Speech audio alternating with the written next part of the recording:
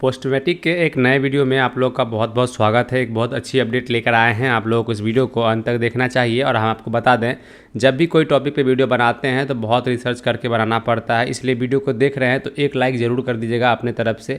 अगर सबको एक एक लाइक कीजिएगा तो मैं काफ़ी ज़्यादा जो है अंदर से उत्सुक हूँगा और आपके लिए वीडियो बनाऊँगा और तरह तरह के अपडेट लेकर आऊँगा। आपको मैं बता दूं कि बिहार पोस्ट मैट्रिक में क्या है कि वेरिफिकेशन कब तक किया जाएगा। बहुत लोग का क्वेश्चन रह रहा है कि वेरिफिकेशन कब तक होगा, उन सभी का पैसा कब तक मिलेगा, फाइनल सबमिट के बाद क्या क्या करना होता है। साथ में बहुत लोग का ये भी क्वेश्चन है कि फाइनल सबमिट के बाद कौन कौन से दस्तावेज कॉलेज में जाके जमा करना है या फिर दस्तावेज जमा नहीं करना है। तो बहुत लोग का ये भी क्वेश्चन था कि वेरिफिकेशन कहाँ से कंप्लीट होगा या फिर कितना टाइम लगेगा कंप्लीट होने में, पैसे कितने समय लगेंगे आने में। ऐसा क्वेश्चन बहुत लोगों का था क्लियरली। सभी का एक करके जवाब देंगे और कहाँ से कैसे क्या करना होता है, हर एक बात आपको इस वीडियो में पता चलेगा। लेकिन पता चलने से पहले अगर आप हमारे चैनल पर पहली बार आए हैं, चैनल को लाल बटन दबाकर सब्सक्राइब कर लेंगे, साथ में बेल को प्रेस कर लेंगे इस तरह की अपडेट पाने के लिए। देखिए, सबसे पहले अगर आपको इसकी विषय में संपूर्ण जानकारी जानना है कि वेरिफिकेशन कब तक हो जाएगा, यानी कब तक किया जाएगा, या फिर उन सभी का पैसा कब तक मिलेगा, या फिर फाइनल सबमिट के बाद क्या क्या करना होता है, या फिर फाइनल सबमिट के बाद कौन कौन से दस्तावेज कॉलेज में जाकर जमा करना होता है, या फिर दस्तावेज नहीं जमा करना है, या फिर वेरिफिकेशन कहाँ से कंप्लीट होगा, या फिर कितना समय लगेगा कंप्लीट होने में, हम संपूर्ण जानकारी देने वाले हैं। आपको यहाँ पे देख सकते हैं पोस्ट मैट्रिक का जो है यहाँ पे वेबसाइट पर भी हम हैं। यहाँ पे आपको संपूर्ण जानकारी देखने को मिलेगा। आपको सबसे पहले क्या करना है, लॉगिन कर लेना है अपना पोर्टल। जहाँ पे भी आपने फाइनल सबमिट अगर कर दिया है तो आपको लॉगिन करना है अपना पोर्टल। पोर्टल को लॉगिन करने सिंपली लिखना है, गूगल पर आकर लिखना है rockstar.education.in लिखना है और सर्च कर लेना है। रॉकस्टार एजुकेशन लिखिएगा तो ये आ जाएगा। इस पर क्लिक करेंगे, जब क्लिक करेंगे तो ये साइट खुलकर आ जाएगा। यहाँ पे बिहार पोस्ट मैट्रिक ST/SC के लिए है और ये है BC के लिए। आप जिस भी कास्ट से हैं उस पर क्लिक कर लेंगे। जैसे मैंने इस पर क्लिक कर लिया, यहाँ पे आपको हर एक डिटेल देखने को मिलेगा। जब नीचे आएंगे तो यहाँ पे लॉगिन का हर एक चीज़ दे रखा ऑप्शन। आप सबसे पहले लॉगिन कर लेंगे। यहाँ पे लॉगिन एप्लीकेशन और फाइनल सबमिट का, इस पर जब क्लिक करेंगे तो आपके सामने लॉगिन का ऑप्शन खुल जाएगा। इस प्रकार से खुलने के बाद देख सकते हैं जैसे कीजिएगा तो आप लॉगिन हो जाएगा कुछ इस प्रकार, जैसा कि आप देख पा रहे हैं। यहाँ पे आपका सारा डिटेल आ जाएगा और देख सकते हैं यहाँ पे इंस्टीट्यूट वेरिफिकेशन जो है यहाँ पे हम जो है यहाँ पे अप्रूव्ड हो चुका है।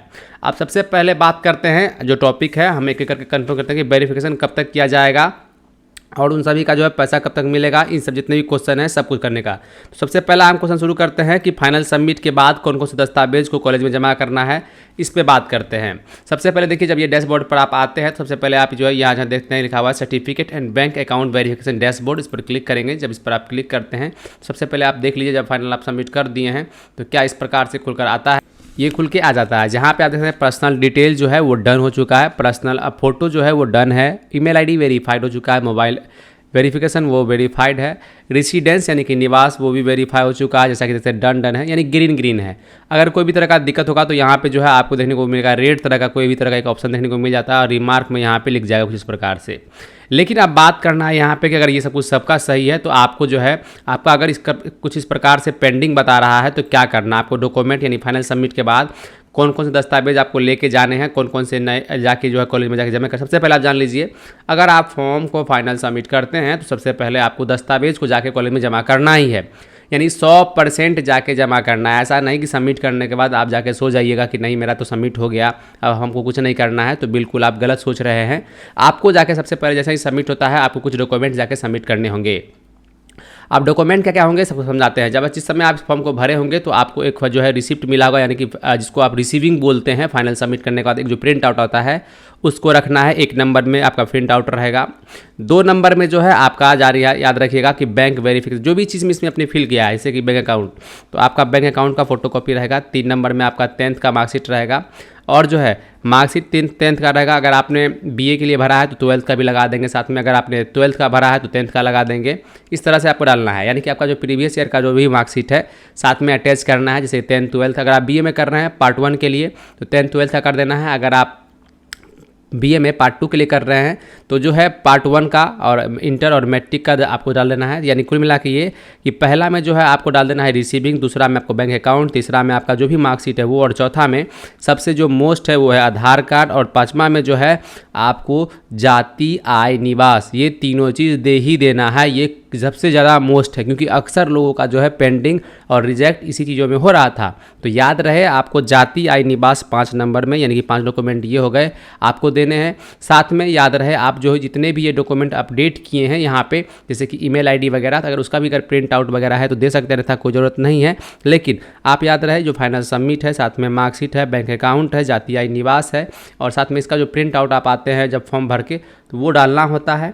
इस तरह का जो डॉक्यूमेंट है आपको देने होते हैं, ये बहुत ही मोस्ट होते हैं। तो आप समझ गए होंगे कि आपको दस्तावेज कौन कौन सा जाके जमा करना है। फिर से समझ लीजिएगा, आप जो आवेदन भरते हैं फॉर्म को, उसका प्रिंट आउट, आपका मैट्रिक और इंटर का जो मार्कशीट है वो, साथ में आप अपना बैंक अकाउंट, आप अपना आधार कार्ड और जाति आय निवास, ये सब का एक एक जीरोक्स कॉपी लेकर आप जो है पिनअप कर लेंगे। पिनअप करने के बाद अपने कॉलेज में जाके अपने नोडल ऑफिसर से जाके मिलेंगे, उनको जाके डॉक्यूमेंट जाके सबमिट कर देना है और उनको बोल देना है कि सर मेरा वेरिफिकेशन यानी कि जो भी है वो वेरीफाई कर दीजिएगा। अब रही बात कि जो है ये नोडल ऑफिसर आपके कॉलेज के कौन है और कहाँ से पता करेंगे, अगर आपको पता है तो ठीक है। जिन लोगों को पता नहीं हो, मैं बता दूं, जब आप पोर्टल को सबमिट कीजिएगा, सबमिट करने के तत्पश्चात आपको यहाँ पे एक डैशबोर्ड खुलने को मिलता है, जहाँ पे कॉलेज एंड कोर्सेज इन्फॉर्मेशन देखने को मिलता है, जहाँ पे आपके नोडल ऑफिसर का नाम और मोबाइल नंबर और जो है आपका ईमेल आईडी वहाँ रहता है। तो याद रहे ये उन्हीं लोगों का रहता है जिस कॉलेज में आप अप्लाई किए हैं, जिस कॉलेज के लिए, सिर्फ उसी कॉलेज के ये नोडल ऑफिसर होते हैं। ऐसा नहीं है कि अगर आप अभी इसके यहाँ पे, जैसे कि मान लीजिए अभी यहाँ पे ये आदमी का नाम दिख रहा है तो आप जो कोई और कॉलेज है तो आपको भी वही दिखेगा, ऐसा बिल्कुल नहीं है।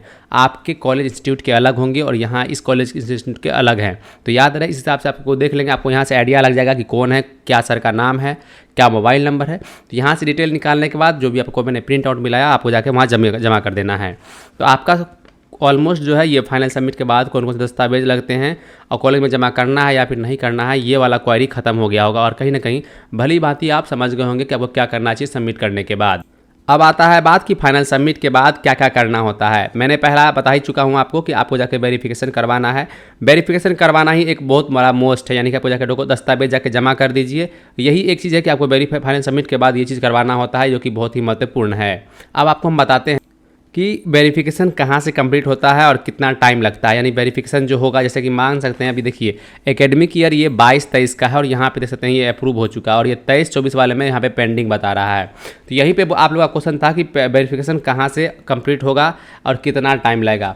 कंप्लीट आपका पहला स्टेज है। देखिए सबसे पहले जब आप डैशबोर्ड में लॉगिन होते हैं तो यहाँ पे स्टेटस में जब आप आइएगा तो देखने को मिलता है personal details status done, photo status done, document status done, finalize status done. अगर ये आपका चारों डन है तो अब आपका प्रक्रिया यहाँ से शुरू हो जाता है, यानी कि अब आपका जो है ऑलमोस्ट जो वेरिफिकेशन होगा वो यहाँ शुरू होता है। Institute verification, physical committee status, साथ में जो है इंस्टीट्यूट डिस्ट्रिक्ट मेकर और चौथा है आपका इंस्टीट्यूट डिस्ट्रिक्ट चेकर। यहाँ से ये 4 जगह से अगर आपका अप्रूव हो चुका है तो समझ जाइए आपका काम डन है, आपको पैसा मिल जाएगा यानी छात्रवृत्ति राशि का। अब रही बात कि इसको वेरिफिकेशन होने में टाइम क्या लगता है। सबसे पहले समझिए, जैसे ही फॉर्म को आप भरते हैं तत्पश्चात आप जाके जो मैंने बताया कि आपको जाके डॉक्यूमेंट अपने नोडल ऑफिसर को जाके सबमिट कर देना है। इससे क्या होगा कि जैसे ही आपका यह जो है प्रक्रिया शुरू होगा वेरिफिकेशन का, सबसे पहले आपका वेरीफाई हो जाएगा। याद रहे इसी पोर्टल से, जिस पोर्टल से आप इस आवेदन को भर रहे हैं, इसी पोर्टल से कॉलेज भी जो है लॉगिन करके यहाँ से ही डाटा आपका वेरीफाई करता है। जब आप पोस्ट मैट्रिक के ऑफिशियल साइट पर आएंगे, या फिर मान लीजिए किसी भी कैटेगरी इस पर क्लिक करेंगे तो देखने को मिलता है यहाँ पर इंस्टीट्यूट रजिस्ट्रेशन, लॉगिन ये वगैरह देखने को मिलता है इंस्टीट्यूट के लिए। और जो स्टूडेंट आप लोग भरते हैं वो इस पे भरते हैं स्टूडेंट पे क्लिक करके। तो इंस्टीट्यूट यानी कि जो भी कॉलेज वाले हैं वो यहाँ से भरते हैं, तो वो लोग भी लॉगिन करते हैं इस पर। लॉगिन करने के बाद जो है वो लोग भी आपका डाटा वेरीफाई करते हैं, वहाँ से लॉगिन करके अप्रूवल लेते हैं। वो जो है अप्रूव जो करते हैं वो आपके नोडल ऑफिसर ही करते हैं। तो नोडल ऑफिसर का नाम आपको यहाँ मेंशन रहता है। याद रहे जो भी टाइम लगता है आपको जिसको वेरीफाई होने में, वो इंस्टीट्यूट वेरिफिकेशन और फिजिकल कमिटी में जो है टाइम लगता है। जैसा ही ये वेरीफाई हो जाएगा उसके जो है तत्पश्चात जो है यहाँ इंस्टीट्यूट डिस्ट्रिक्ट मेकर जो है ये एक्शन लेता है। और याद रहे अगर किसी भी तरह का इसमें रिजेक्ट वगैरह या फिर डिफेक्टिव पाया जाता है तो यहाँ पर रिमार्क में जो है आपको यहाँ पे देखने को मिल जाएगा कि क्या किस कारण से आपको जो है डिफेक्टिव किया गया है या फिर क्यों रिजेक्ट किया गया है। साथ में अगर आपका रिमार्क में NA लिखा हुआ है तो NA का मतलब होता है नॉट अवेलेबल, यानी कि आपका आवेदन अभी तक जो है वो वेरिफिकेशन में ही चल रहा है। तो ये बात आप हरदम याद रखेंगे कि यहाँ पे जो अगर आपका रिमार्क दे रखा है NA तो उससे आपको चिंतित नहीं होना है। हाँ, अगर डिफेक्टिव है तो देख लेना है किस स्तर से डिफेक्टिव है। अगर आपका पर्सनल डिटेल से डिफेक्टिव है तो आप पर्सनल डिटेल को यहाँ पे देखने को मिलता है अपडेट पर्सनल डिटेल्स, इस पर क्लिक करके आप अपडेट कर सकते हैं। आपको अपडेट आपका जो है अपडेट का ऑप्शन वो खुल जाएगा, अपडेट का ऑप्शन मिल जाएगा। साथ में अगर आपका बैंक अकाउंट से कोई भी किसी भी कारण से आपका रिजेक्ट होता है तो आप यहाँ से अपना बैंक डिटेल्स को भी अपडेट कर पाएंगे। हालांकि ये करने की ज़रूरत नहीं होती है, लेकिन फिर भी आप कर लेंगे। अगर आपका किसी भी डॉक्यूमेंट यानी जाति या निवास से किसी भी तरह का दिक्कत आता है, रिजेक्ट होता है, जैसा कि देखते हैं ये वेरिफिकेशन में कोई तरह का दिक्कत आएगा तो आप यहाँ पे सर्टिफिकेट जो है डिटेल्स पे क्लिक कर आप जाति या निवास अप्लाई कर सकते हैं। यानी कि आप अपडेट कर सकते हैं। अब रहता है बात कि अगर आपका इंस्टीट्यूट लेवल से या फिर स्कॉलरशिप डिटेल में किसी भी तरह जैसे कि फी रिसिप्ट में भरने में कोई दिक्कत हो गया, या फिर आपका बोनाफाइड अपलोड करने में किसी भी तरह दिक्कत है, आपका सर्टिफिकेट जैसे कि मैट्रिक इंटर का मार्कशीट आपको अपलोड करने में दिक्कत आ गया, या फिर कोई तरह का इसमें दिक्कत था या गलत पाया जाता है तो रिजेक्ट होता है, रिमार्क देता है, तो आप एडिट स्कॉलरशिप पर जाके आप डिटेल्स को सही कर सकते हैं। या फिर अगर आपका सर्टिफिकेट वगैरह गलती पाया जाता है तो आप उसको यहाँ से अपलोड इंस्टीट्यूट डॉक्यूमेंट पर क्लिक कर अपलोड कर सकते हैं। तो इस तरह से जो है आप अपना फाइनल सबमिट कर पाएंगे। रिजेक्ट होने के बाद भी अगर आपका वेरिफिकेशन नहीं हुआ है तो यहाँ से जैसा मैंने बताया आपको वो प्रक्रिया है वेरीफाई होने की। अब रहता है बात कि वेरिफिकेशन कब तक किया जाएगा, उन सभी का पैसा कब तक मिलेगा। तो वेरिफिकेशन मैंने बता दिया कब तक किया जाएगा। वेरिफिकेशन पहला स्टेज आपका होता है इंस्टीट्यूट वेरिफिकेशन, और दूसरा होता है आपका फिजिकल कमेटी, और तीसरा होता है इंस्टीट्यूट डिस्ट्रिक्ट मेकर। तो पहला जो है आपको नोडल ऑफिसर से यानी अपने आपके खुद के कॉलेज से जो है आपको वेरिफिकेशन लेना है।